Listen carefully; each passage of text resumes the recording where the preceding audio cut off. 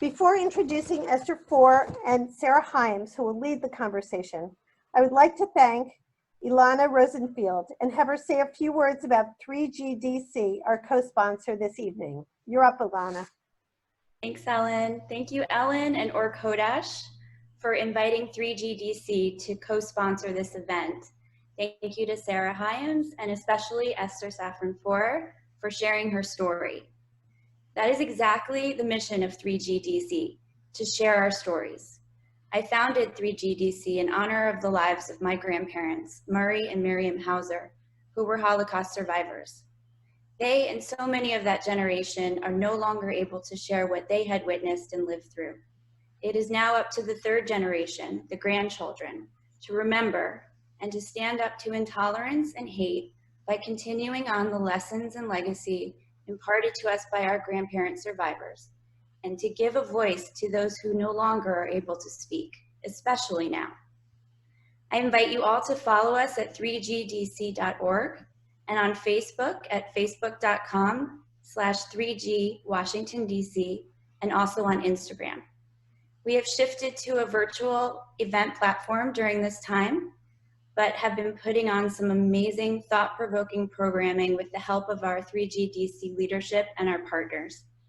We hope you will join us in the future, and we are thrilled to be part of this event, and thank you so much for joining us for what promises to be a meaningful evening about family, history, and survival. Thank you, Esther, and thank you, Ellen.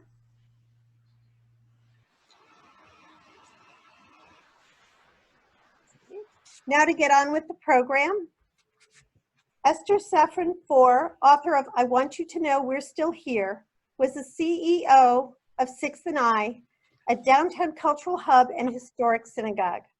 6th and I has been nationally recognized as a new paradigm for Jewish life. Esther has been personally recognized as one of the Forward 50 Jewish leaders and was named by Washingtonian magazine as one of the most powerful women in Washington. She is married to Bert Foer, and they are the parents of 3 sons, Frank, Jonathan, and Joshua Foer, and they have 6 grandchildren. Sarah Hyams, who will be in conversation with Esther, is on the staff of the U.S. Holocaust Memorial Museum and assisted Esther Foer with some of her research. She is also a proud member of Ohr Kodesh congregation, and we are so glad she's doing it this evening. We thank both Esther and Sarah for joining us this evening and leave it to them. Thank you.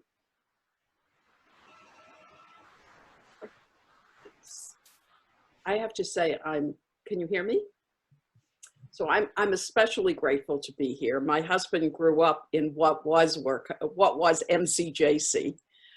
His family belonged there. And I even taught Sunday school there when I was a high school student. So I feel close connections. And I'm really thrilled to be in conversation tonight with Sarah, to whom I am related in a number of ways, some of which we can't quite figure out. But she was important in some of the translating and transcribing of important conversations that I had and my mother had.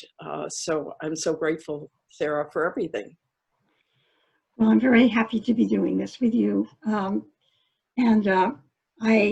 think it will be very interesting to hear later on from readers of your book and also from others who will have questions.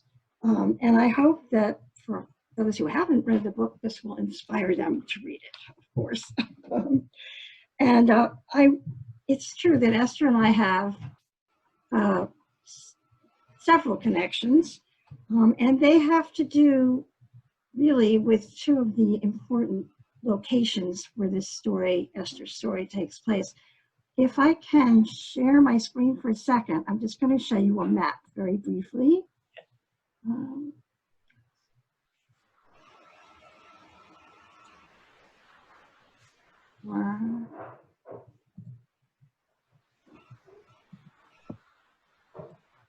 Well,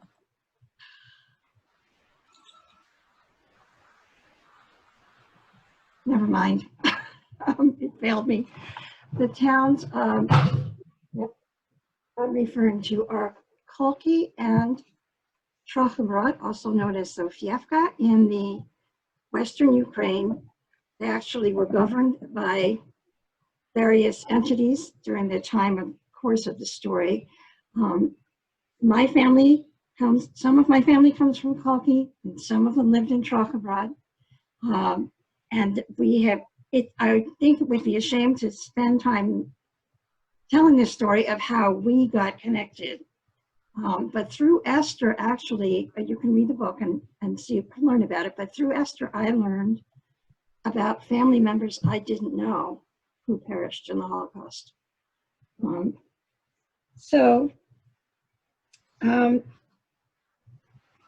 Let's see. I think that this book is a quest narrative. It's many things, but that is certainly one of them. And I wonder if you can talk a little bit about what you were looking for and why. You know, I'm so glad that this is co-sponsored by 3Gs. I'm not sure what I was looking for. When you grow up in a family of Holocaust survivors, you're always searching for all those missing pieces. You have a family tree that was cut off at the trunk. There are no branches. I grew up without grandparents, without aunts, without uncles, without any first cousins. So I was always looking for some connections, which is how I met your family. And I'd love to tell that story in a few minutes. But, you know, and I always lived with these ghosts that I knew were part of my family, but that I really wasn't supposed to ask about because silence was dominated our family conversations. Our families had gone through so much, and if I asked questions, I would be inflicting pain on my mother, and she really didn't want to tell the story. She would parse things out piece by piece as she wanted to. She'd answer questions that I might ask, and there were other, when she made it clear it was enough, genig schon, you know, it's enough. And when I was in my 40s, ready to give a talk at a synagogue, I'm not even sure which one, I used these opportunities to ask my mother a few questions to maneuver around some difficult subjects. And this particular time, we were sitting in her kitchen and we were talking, and I asked questions, and kind of out of nowhere, she said, well, and your father's wife and daughter, they were killed in the ghetto. And I was like, you're telling me my father had another daughter, that I wasn't his first child, that he had another family? And here I have 3 sons of my own, and nobody has ever told me this. So those ghosts that were haunting me suddenly kind of magnified, because one of them was my half-sister. How much closer could it get to someone who was killed? And so I asked my mother her name, and she said, well, I don't know. And I asked a lot of, and at that point she cut off the conversation, which was her style. I started asking other people, and they would say things like, there were so many babies killed. How could we know the names of all of them? So that really propelled my search. But it's a search that I was always on, that I would, when I would travel and meet people from our shtetls, I'd always pursue the conversation, and I'd get little bits of information. And I kind of put them back there in my head and start to put them together. And I'm going to briefly tell the story of how we connected. My mother was one of 3 daughters. Her older sister was her half-sister, the daughter of her father. Both of my grandparents, my mother's parents, had married before. Their partners had died, I think of TB, I'm not sure, which was rampant then in Eastern Europe. So my mother had this older half-sister whose name was Livsha. My grandparents married each other, and they had my mother and then another daughter, Pesha. And I met some of Sarah's relatives. It's a long, wonderful story, and it's probably in the book, I'm not sure. But I met somebody, actually the girlfriend of one of my sons. the girlfriend of one of my son's friends, and she said, you know, my family came from Kolk. And so, of course, you know, my antenna went up, your family came from Kolk. And I met her at a wedding, so there was a lot going on, and she pursued it. She said, I'd love for your mother to meet my grandfather. And we set up this meeting, and my mother, the very spry, sharp immigrant with a broken English, met Sarah's uncle, Phil. Phil was an ambassador to I don't know how many countries, very dignified, and I don't think was very actively practicing his Judaism, if at all, no. And we went to the apartment, and my mother walked in, and she said, I'm Ethel Kaplan. He said, I know, I'm Pinchas Meyer. And one of his sons was there and had never heard him use his Yiddish name. And my mother said to him, there's a story I want to tell you. And it turns out that Phil Kaiser, Sarah's uncle, and Sarah's father were a first cousin of my mother's half-sister. And when my mother survived the war and she was in a displaced persons camp, she was looking for ways to get out of Europe. We tried to go to Brazil. Nobody wanted Jews after the war. I mean, here you'd suffered the most horrific tragedy in history, and nobody wanted these refugees. And so they would post, the refugees would post ads in newspapers, and one of the ads was answered by Sarah's grandfather. And he wrote to my mother, and he said, you know, I know your aunts, I'll get in touch with them. But if they won't sponsor you, I will. And my mother wrote back and she said, you know, I'm not Livsha, I'm not my sister. Meaning she wasn't really his niece. She was not a blood relative.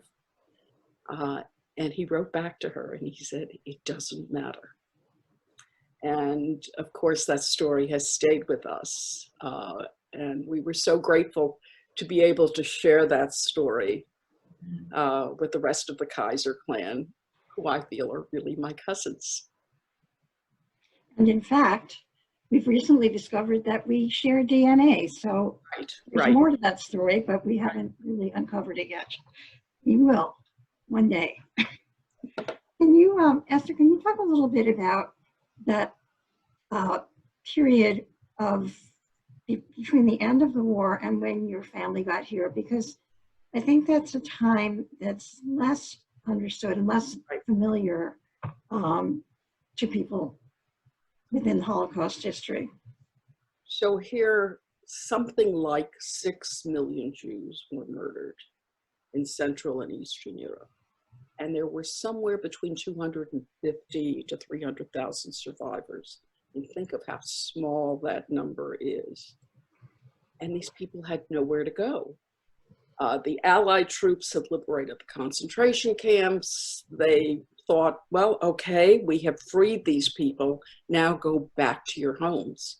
Well, of course, going back to their homes was just not an option for these people. They would have to go back to where their families were murdered. In fact, my mother went back after the war and didn't even want to stay the night. She was scared, and she saw someone walking across the street wearing her half-sister Livsha's dress. And she knew she had to get out. So these refugees started to gather in larger cities in Europe trying to figure out what to do. And the Allies had no idea what to do with them because there were no countries that wanted to take these people. Not the United States, not South America, not anywhere. So they set up what were displaced persons camps. I mean, normally you think the war is over and everybody lives happily ever after. But in fact, that wasn't true. There was this terrible period where people had been liberated and they had nowhere to go. And they were in the midst of the graveyard for them of Europe. So my family lived in one of these DP camps. We lived, I think our first home was in Ziggenheim. I was born in Lodz, Poland after the war, which was one of the stopping points for my parents. We snuck across the border in 1946. I was a baby. My mother had to gag me to make sure that I didn't cry during the most critical parts of the trip. We snuck across the border in a covered truck with a false bottom. And we literally snuck across the border from Poland to Germany as the Iron Curtain was descending. We ended up in Germany, where all the refugees were gathering. We lived in a displaced persons camp. So what's a displaced persons camp? These existed between 1945 and up until the early 1950s as homes for these people who had no place to go. The one we ended up in Ziegenheim, had been a prisoner of war camp. Had no heating, no indoor plumbing, it was filthy. They kicked the prisoners of war out and they let the Jews in. Some of these DP camps were set up in former concentration camps, if you can imagine that. They were feeding the German citizens better than the refugees. And in fact, President Truman heard about this treatment, and he commissioned the dean of the University of Pennsylvania Law School to go to Europe and study what was being done with these DPs. And his name was Earl Harris, and he wrote a report, and he said, "We're treating these Jewish refugees the way the Germans did. The way the Nazis did." He said, "The only thing we're not doing is exterminating them." So Truman then made efforts to try to improve the conditions. There were also Jewish soldiers and Jewish chaplains who managed to bring books and sneak food in for the refugees. So that's where I spent the first 2.5 years of my life. And until we were allowed permission to immigrate to the United States. And our immigration to the United States was finally permitted under what was called the 1948 DP Immigration Act. Congress finally, after Truman's urging, passed an act to allow 200,000 refugees into the United States. However, sadly, the act was anti-Semitic. And because of restrictions that were placed, only about 80,000 Jews came in. And there have been estimates that about 10,000 Nazis came into the US under that act. But it's a period after the war that very little is known about, when the suffering continued, where people were trying to rebuild their lives, and nobody wanted them. Well, I think you do talk a bit about your childhood in Washington, but I think we should fast forward to your search and where it took place, how it unfolded. You really have to read the book to know all the details, but maybe you can give us a brief tour. So the interesting thing about this book is that it's really, in some ways, a book that comes from a book, a true story that comes from a work of fiction. And I'm so glad there are 3 Gs here, because my middle son, who is indeed also a 3G, was spending a summer in Europe and had to do his senior dissertation. And since he was in Europe, I suggested to him that he go to these villages our family came from and try to find the family that we had heard hid my father. And he did. He went, and he didn't succeed. He had a quite incredible trip and ended up writing a book, Everything is Illuminated, that became an international bestseller and ultimately a major production, a movie production. And because of that, people started to contact me, and they started to tell me, "I can't believe you wrote this book. It's not true." And I'd have to say, well, of course it's not true. It's a work of fiction.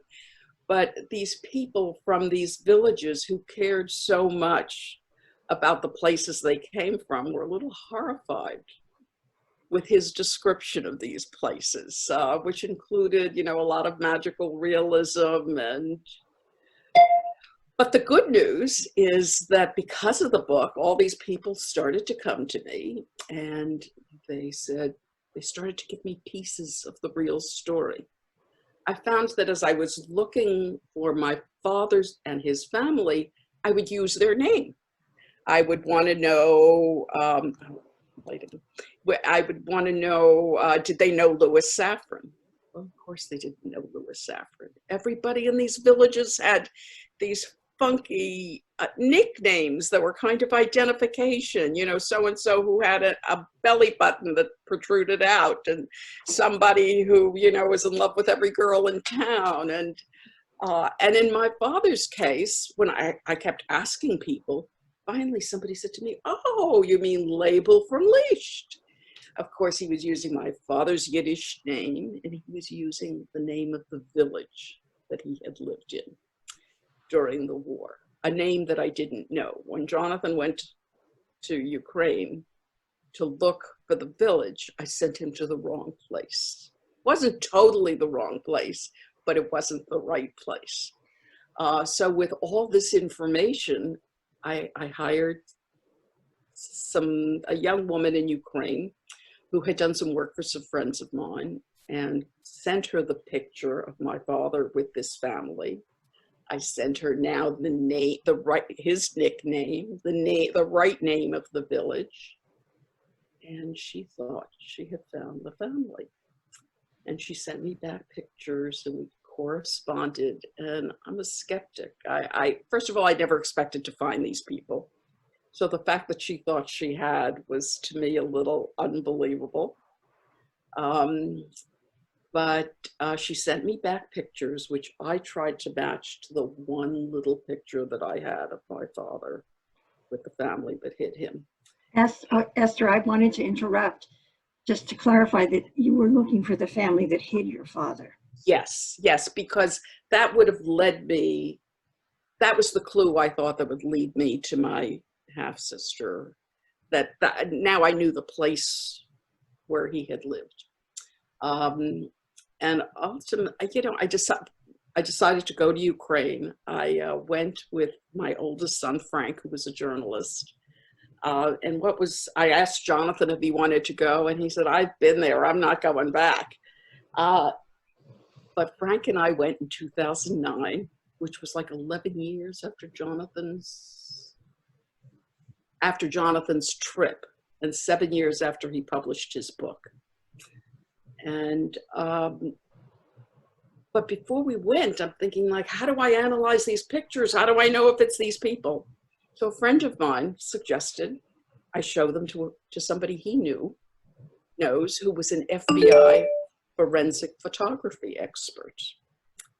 And we did that, and I went to meet with this FBI agent, and he looked at the pictures and he said, "I can't tell you it's them." He said, "You know, I can't tell you it's not them." And he showed me how to analyze them and what to do when I went. And he gave me some really important clues that ultimately allowed me to find the truth when I went to Ukraine. So should I go into that, or should we make everybody buy the book? Make everybody buy the book, definitely. But I wanted to, I recall that when in the book, you're in Ukraine, and you are living the title of the book, in a sense. You did something when you were in Ukraine that was intended to, well, I'll let you explain, and how you did it.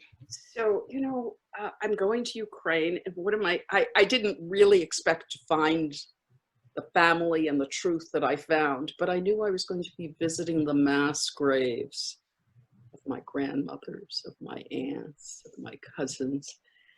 And somehow I thought I wanted to leave something of myself behind, but I had no idea what. And finally I decided we do an annual Rosh Hashanah card, and it's a picture of all of us, and it's important that we're all together. I've been doing this for years. I have a whole system of what the card looks like.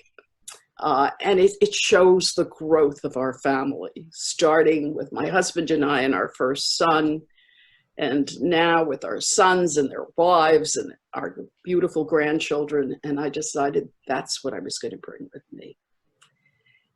And I brought a stack of them, and at every mass grave, and unfortunately, there were lots of mass graves. Even in the tiniest remote villages, somehow the Nazis managed to find the Jews, to set up these ghettos, and to murder them.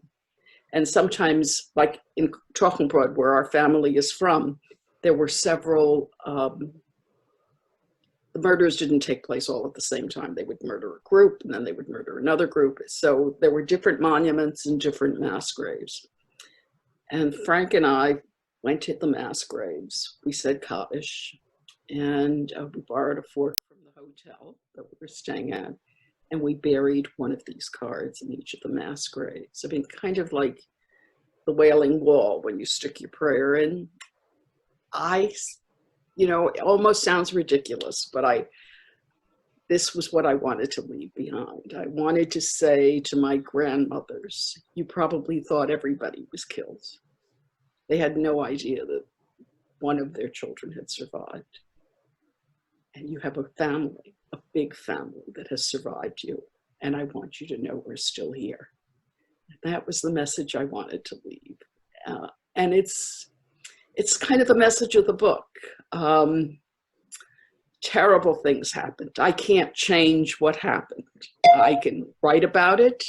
I can preserve the memories. I can pass them on to my children and my grandchildren. I can pass them on to people who are listening. But we are still here. It's kind of the redemptive story of our family. It's probably why in my professional life I spent so much time at 6th and I trying to build an organization that was about the Jewish future. Remembering the past, but building the future. Maybe we can switch a little bit for you to tell us a little bit about writing the book. Did it kind of all spill out in chronological order? Were there parts that were really hard and parts that were easy? What can you tell us? So it's not in chronological order, and I apologize for the light. I had to move to another room, and I look like a ghost myself. It's not chronological, and first of all, I want to say the process of writing this book, for anyone out there who has stories to tell and memories to keep, I can't encourage you enough to do that.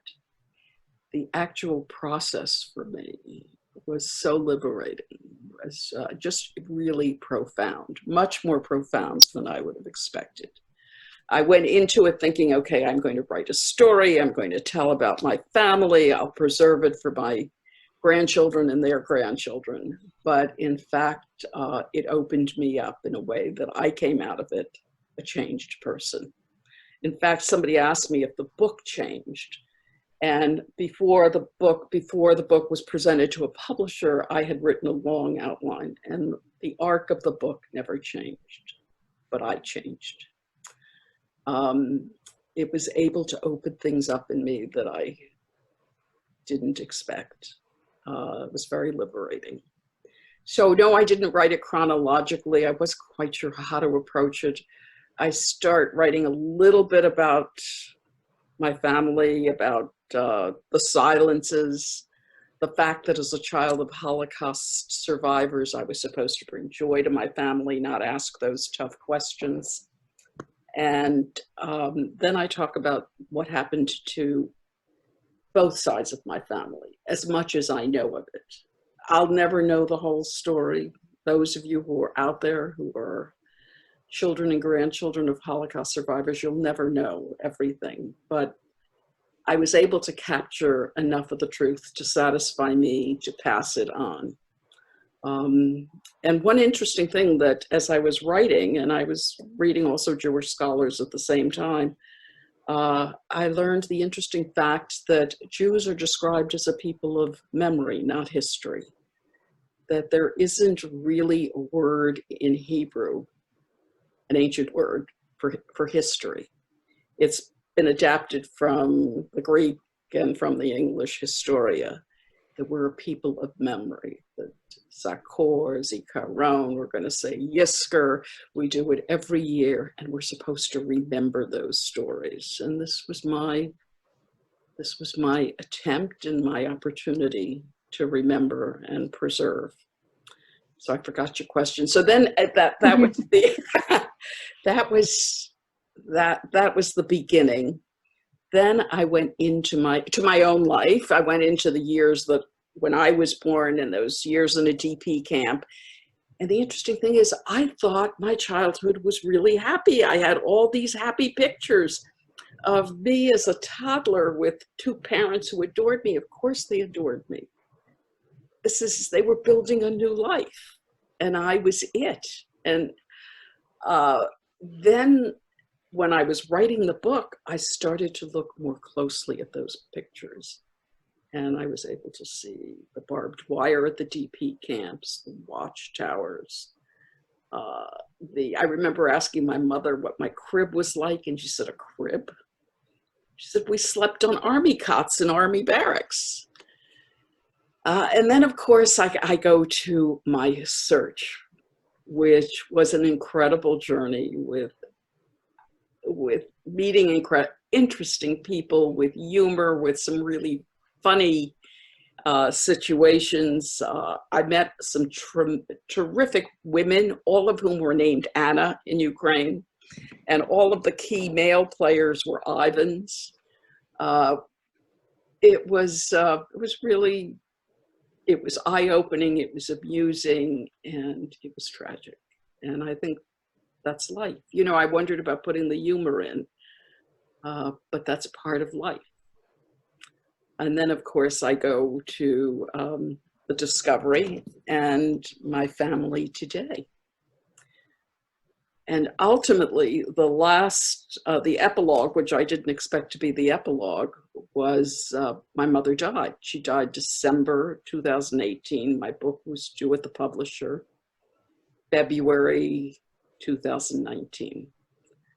And I knew she was dying. I knew I had to get it ready. I wanted to meet my deadline, and I had the book essentially ready. But I found in the time between the time that she died and the time that I turned it in, I was able to add a lot more depth to it. That I was able to say things that I wasn't able to say while she was alive. Even she was living in our house. She wouldn't have known what I was writing at that point. Her last few months, she was very frail. Her mind was good, but she was frail. And so the epilogue is her death, and it's full circle. And you'll see in the book that I'm a collector. And if you've seen the movie, Everything is Illuminated, you'll see that the Jonathan character in the movie is also a collector with little Ziploc bags. And everywhere in Ukraine, I brought these Ziploc bags. What are you going to bring back from Ukraine, you know? So I brought back dirt from each of the mass graves. And the night before my mother died, I remembered the dirt from her shtetl. And I brought it with me, and I was able to pour it on her grave. It was the dirt from the grave her mother and her sisters were buried in. And I felt like we'd come full circle. You know, your mother is on the cover of this book, beautiful picture of her holding you as a young mother, and you are maybe not an infant, somewhere on the way to being a toddler. And she's smiling and beautiful, but she is kind of a mystery herself throughout the book, I found. And I wondered if, I don't think you say this in the book, but you do refer to the fact that she was not able, she did not say goodbye to her own mother when she escaped. It didn't work out that she could, and that this kind of haunted her throughout her life. And I feel like maybe that was also part of your journey to be able to kind of, in a way, fulfill that for her. Oh, that's beautiful. I love doing these Zoom talks because I find that I learn things from people who ask me questions, who see things in the book that I don't even see. But yeah, I think that's absolutely right. It was the whole thing coming full circle. I wanted to go back a minute to the third generation. You touched on it, that the third generation in your book plays kind of an interesting role that obviously, you know, there are questions to be asked and family stories to be told. But the fact that fiction kind of began this unraveling of truth is amazing. I think it's one of the things that's I mean, there's so many Holocaust books, and there are now a lot of books being written by second generation and third generation, and I hope you will all write your books. But I think this may be the only one where fiction came first before reality. And, you know, to those of you who are 3Gs in this audience, Jonathan told the story in a very different way. It wasn't real, but he was trying to tell the story in the way that it would resonate for him and hopefully clearly resonated for other people. So there are, and I think in writing it, he was able to fill the hole in himself. And the writing of that story and that fiction liberated him. But ultimately it didn't fill my hole, and I had to find the real story. But yes, this is a story that's been told in lots of different ways, and it's kind of exciting. Yes. And I guess that leads me to ask you, has it made you feel like you want to write another book or tell a different story, or are there parts of this story that you still need to understand better or find out? I don't think so. I think I find myself doing other things, including art, that relates to the story, different ways to express the story. And Sarah, when you come over, I'll show you. Yes. But I'm finding that even my grandchildren, who are 4Gs, fourth generation, are telling the story in their own way. And that's really profound. And the morning my book was published, the publication date was March 31st. And I remember writing to my publisher and saying, oh my God, how am I going to do my book tour? Can't you postpone the book? And they said, it doesn't work that way. We have them all slated and you're March 31st. And my grandchildren produced a video that made everything worthwhile. If I never sell a book, they told me how important it was for them. They each said it in their own way, and how proud they were that I had done this and how meaningful it was to them. Even the ones that couldn't read said something like that. Wonderful for you, really. I don't know, Ellen, if you have questions yet, or I can keep asking. You tell me. You're just going to hear my voice for now. How about I ask some of the questions? We are going to focus specifically on the questions relevant to this book rather than any questions about other topics that are brought up. The first one is, given the first 2.5 years of your life, why do you not consider yourself a Holocaust survivor? I don't. I'm the child of Holocaust survivors. It's interesting, even my mother for a long time wouldn't consider herself a Holocaust survivor because she wasn't in a concentration camp. And I guess there were sort of degrees at which people felt they were survivors. And she was very much a survivor. She spent the war running ahead of the Germans into Russia, into the former Soviet Union, all the way into Asia, trying to stay ahead of the Germans and trying to survive. But no, I'd say I'm the survivor of survivors. Okay, the next question is, what were the circumstances that led to the family that protected your father, and what was their motivation, and how did they manage to be successful in doing this? So, you know, I suppose I only met the grandchildren who had heard the stories. But they had heard the stories. They heard the same stories I did, which was amazing. They had told me, and I met an old woman in the village who had been alive and knew what was happening when it was happening. And she said, the man who hid my father was, first of all, like the most educated man. He was very enlightened. He could read and write. A lot of people in the villages couldn't. And that he was my father's friend, and they lived near each other. And he knew that he was risking his life, the life of his children, to do this. And his granddaughter drew a map for me of what the house looked like and how you could run straight back to the barn and hide in the barn. And they told stories of how the Germans showed up one day and my father was in the house hiding behind a door. So, you know, I think they were really just good people. One of the granddaughters visited us in the US, and I remember taking her to visit my mother. And my mother, she was this young woman who was absolutely lovely. And my mother said, you know, there were some good Ukrainians. And these people were good people, and they risked everything.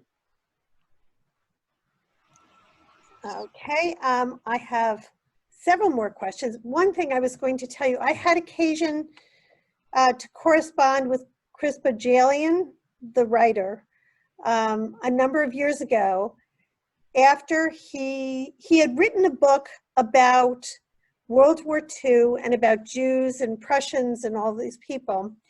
And he then later wrote a book about Armenians, and he is Armenian. And I sent him a message, and I said to him, because I'd heard him speak about the Jewish book, and I said to him, I found it really interesting that first you wrote the story about the Jews in World War II, and then you wrote about the Armenians. I said, was it because it was hard to tell his family's story? He said it was. He couldn't do that initially. He couldn't deal with telling the fiction about the Armenian genocide until after he had written about the Jews and the Holocaust, which I thought was just a fascinating conversation. You know, if you want to comment on that, you can certainly. I mean, sadly, there are genocides going on right now in more than one place around the world. And as a Jew and as the child of survivors, I certainly feel a very special connection and obligation. When Jonathan wrote Everything is Illuminated, one of his first, I think he did a radio talk show, and somebody called in and said, well, thank you for writing my story. It really resonated for me. And Jonathan said, oh, you're Jewish, where are you from? And the guy said, no, I'm African American. So there's a universality to these struggles. I mean, I'm not sure that any of these genocides come close to what happened in the murder of 6 million Jews, but sadly they go on, and sadly we have to do something about it.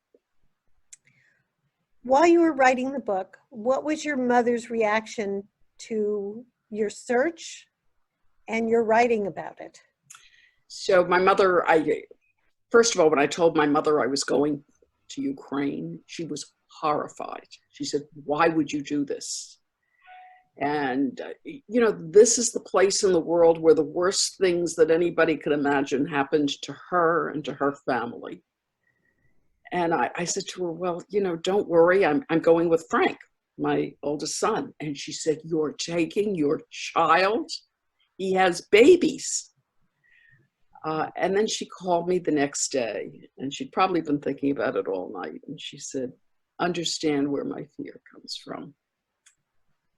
So she was kind of horrified. I think she was at the airport when we returned, so happy to see us coming back from this place where her family was decimated. She knew I was writing the book. She died at almost 99, and she lived the last 3 years of her life in our house.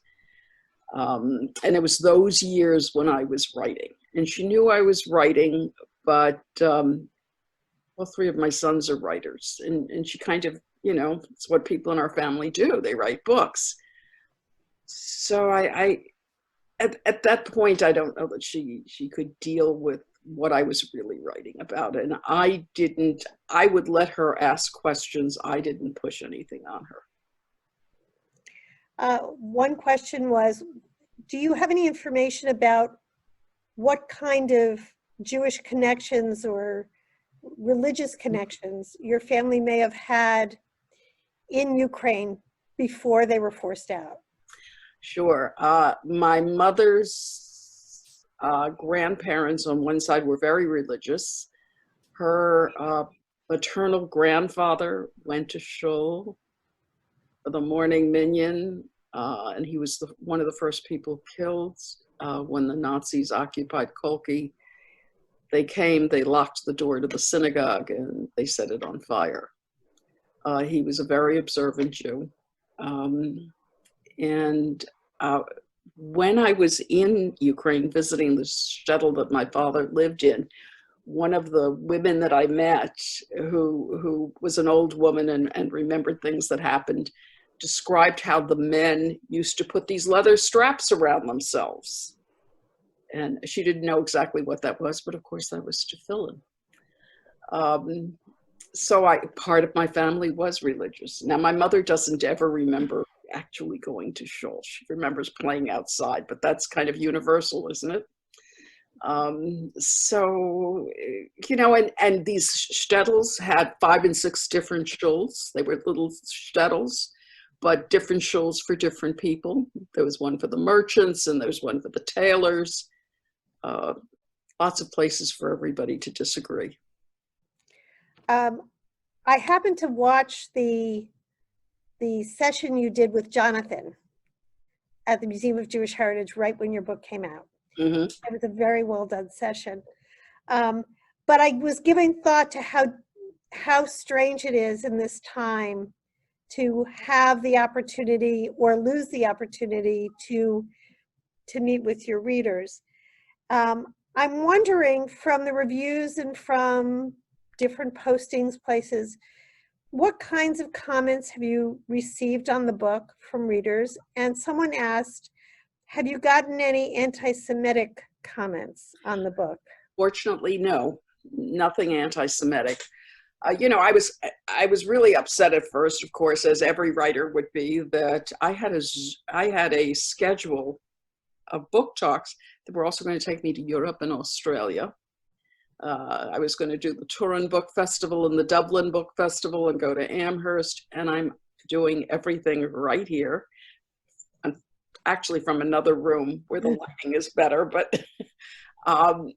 one of the things that one of the benefits I feel from all of this is I've been able to connect with Jewish communities around the world.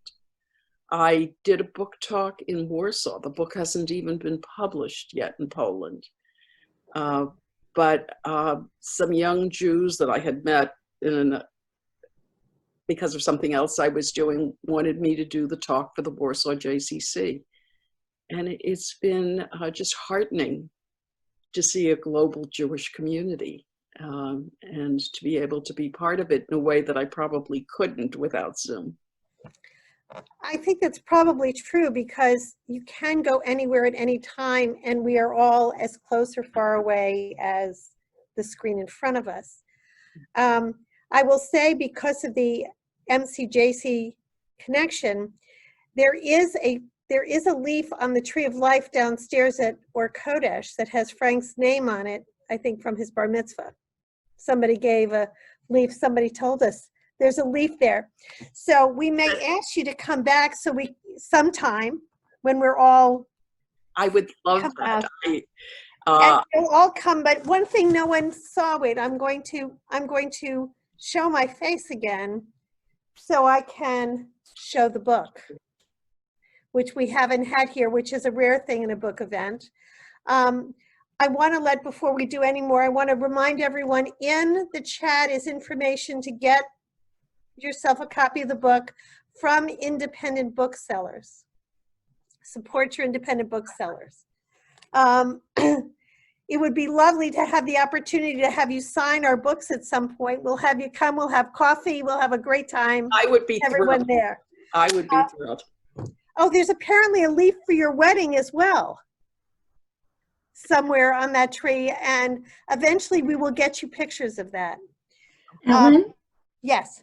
just add that there's also the names of many people that Esther's family that were lost in the Holocaust, that were killed, who are also members of my family. And those names are on the plaque near the chapel that was installed several years ago. That's very good information to know. So when we go walk around, we will take full advantage of both. There was a question that was just asked about, has the book as yet, or are there plans to translate it into Hebrew or other languages? Yes, so it's been translated so far in Dutch. The Netherlands was the first country to actually buy the book outside of the US. It's been published in Italian. It will be published in German, Spanish, and French. And this week it's supposed to come out in Hebrew. How wonderful. And would you just, I think you don't want to tell the stories, but you want, as a teaser, tell people the different countries that you went to, or the countries where you found the people who helped connect all the dots of the story. So of course, in Israel and in Brazil and the United States. Wherever I would go, I would reach out to people who came from the places our family came from. And what's amazing is everybody had a little bit of information. I feel like I did this in just the right time while people were still alive to tell me pieces of the story. I wish I'd done it earlier, but I did it now and I'm grateful. And for those of you who are 3Gs, or if you still have grandparents, ask them their stories. Oh, this is interesting. We've just lost the picture. Okay, we're back again. Good. Let's see. I'm going to ask one. Oh, wait, there's two last questions I'm going to ask. Do you happen to know how someone can stream Everything is Illuminated? I'm sure it's available. The movie? Yes, that is what. I don't know whether it's Netflix but it's out there and it's still running. Okay, there is one more question I have here, and I apologize if somebody is on. The only way I can handle questions at this point is through the chat. So you need to go to the chat and type it in. I apologize if I'm not able to get your question otherwise. The question has to do with whether you've given any thought to how the Allies might better have prepared for the displaced persons. It's so complicated. It's the first time they faced this huge wave of immigrants. And in the past, everybody thought, well, you just go back home. And of course, here that wasn't an option.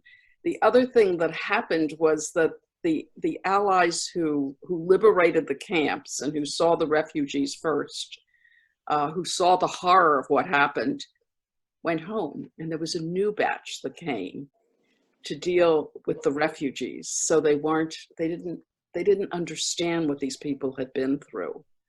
There were times when there wasn't enough food, there wasn't enough medicine, and some of the Jewish soldiers, and there have been books written about this, would sneak extra food in to the refugees because they weren't getting enough food, because the Germans were getting more food. And also the other problem is these were young Americans, young Brits. They didn't speak Yiddish, they didn't speak German.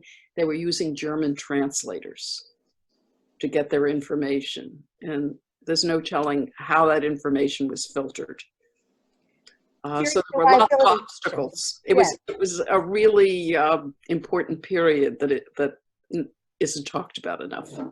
I'm going to ask one final question and then we are going to wrap up. And that is, have you had any interest in either Russian or Ukrainian translation? No, not yet, but my book was published March 31st. I don't think people are thinking about publishing books.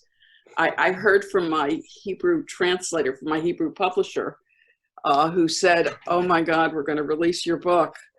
But the bookstores aren't open and the economy is a disaster. So I don't think people are looking for that, but hopefully that will come later. I did send the book to several Ukrainians that helped me in my search, and to the descendants of the family that hit my father. That's wonderful. There are more questions coming in. Some have to do with research, and I know a lot of the research was through people you knew and through assistance from the Holocaust Memorial Museum in terms of records and letters and things like that. What I would like to do, because I think we've taken up a lot of your time, and I want to answer that one question though, because Sarah, when she was training on these new databases and the new information that was available, that was coming from the Red Cross Tracing Service in Germany, she used my name to learn the system.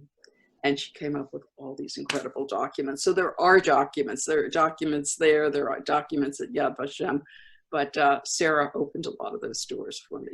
And I think that that's actually one of the things that has happened recently that is a bonus to all these families, is that there are more files being opened, more files being digitized and indexed. Yes. People are still finding suitcases in attics and are recognizing the value of having that preserved. Yes. And the more there is of that, as your story tells, the information goes in very, very strange and crooked paths to get to the end of the story. Exactly.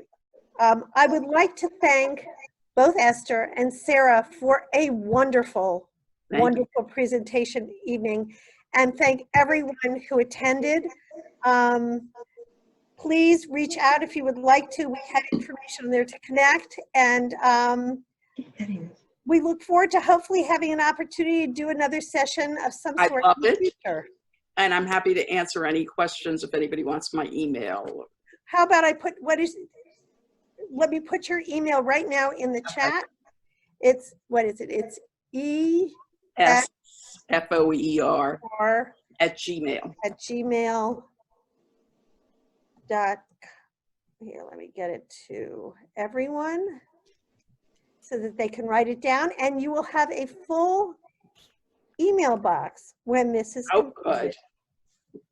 Thank you so very much. Thank you to you. Ilana and everybody else who made this evening possible. We are very, very grateful to have been able to put it on.